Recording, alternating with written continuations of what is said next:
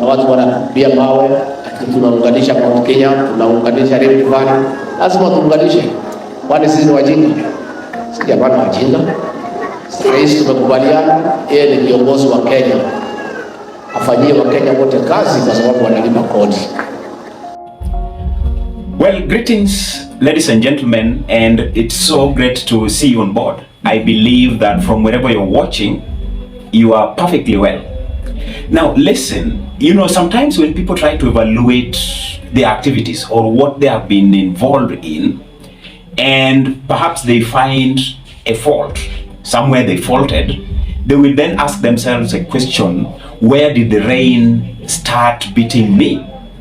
That is the same question that Rigadhi Gachagua is asking himself, and especially many Kenyans. People who are close to Rigadhi Gachagua are now asking, where did the rain start beating this man exactly well?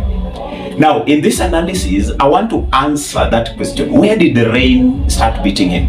The first thing, when Rigadhi came to power, it was against anything to do with those who came before him. You talk of the previous regime, he came up with a mindset of eliminating them, eradicating them in totality.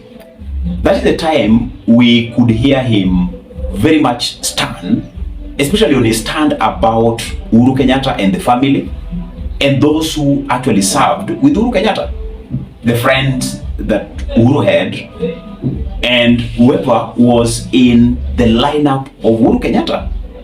So that standpoint made him to have an opinion, and this opinion shaped how he would bring up his statements.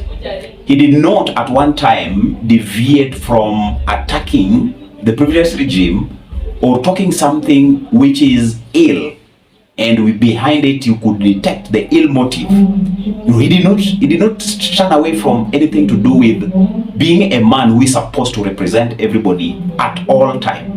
Now, when you look at the language and the context under which he was spewing everything, he was against everybody. You would try to think of him as a man who is an island man.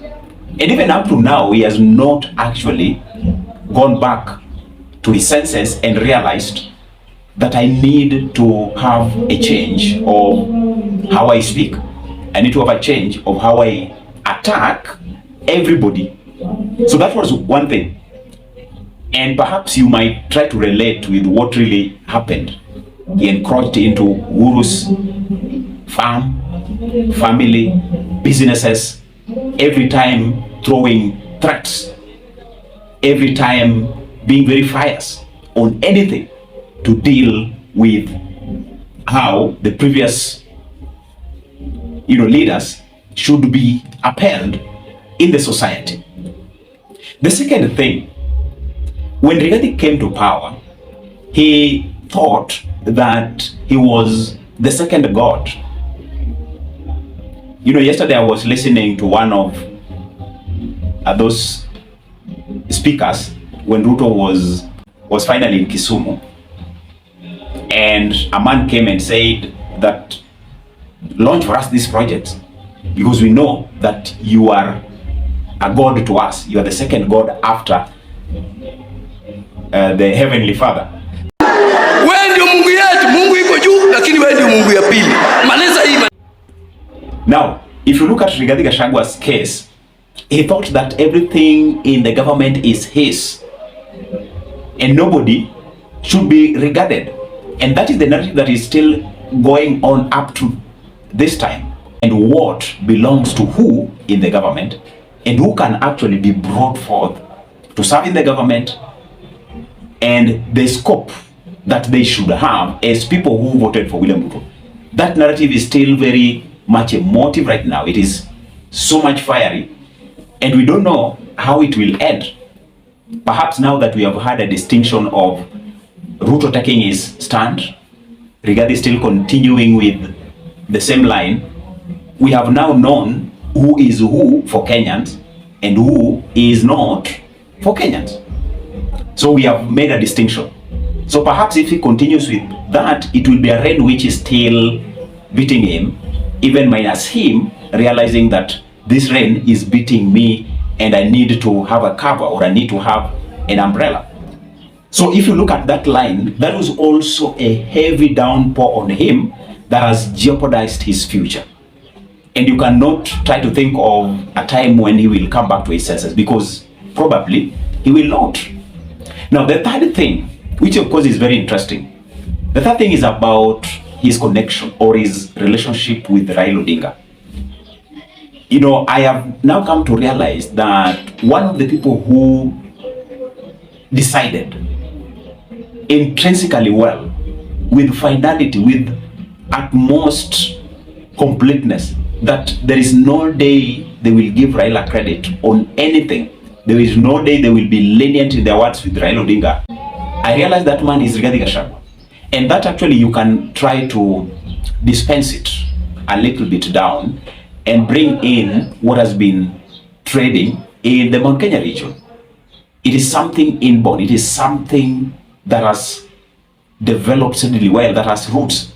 And so when Rigathi actually picked on it to flow well with it, it also caused his downfall. It is a rain that has been beating him because he cannot run away from it. If he wants to bring any other narrative, it will not sell definitely. It will not even give him an opportunity to be heard by the audience that he is addressing. So attacking Raila left, right and center, being bitter with Raila without any just cause, trying to see the faults in Raila even when he needs not to go the fault way. That has been a rain which is beating him. And you know, they always say, as a wise man, if a young person cannot borrow your counsel, they cannot drink from the well that you are serving with your counsel. And so the well of politics, the well of being an enigma in politics, if Rigathi could not drink from that well, based on the fact that he had declared his bitterness, it has been a rain that is beating him. And perhaps his future in politics is now on a weighing machine. Is it going to fall on the detriment side, or is he going to remain constant, and at the end of his term as the deputy president, he's being taken to political oblivion? That is what we are actually looking for. And then maybe you can actually culminate all this by saying that he never gave priority to what he stands for as the deputy president. Like he never identified that at this time I need to play as the deputy president. I need to be a representation of the nation. I need to focus on what needs to be done. And this is actually what is giving us a clear contrasting point, especially when you bring in Mudavadi and also bring in Rigathi and try to compare them.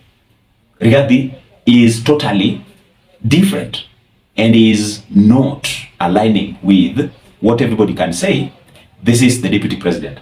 Perhaps that is the reason why Ruto has seen him as a man who cannot be aligned with in matters to do with development. And so he's only left to do politics, to be local, the way he is local. I was listening to somebody in X saying that, you know, right now, Musalia Mudavadi is in Switzerland, yet Rigadhi Gachagua is waking up every morning trying to defend how Mount Kenya should be the largest shareholder of Ruto's government, which of course is not the case. He's not helping them. So by that, he kind of failed to maintain what he stands for, even to identify first of all what he stands for. What do you say, ladies and gentlemen? What do you think? Let me see you next. Have a great time.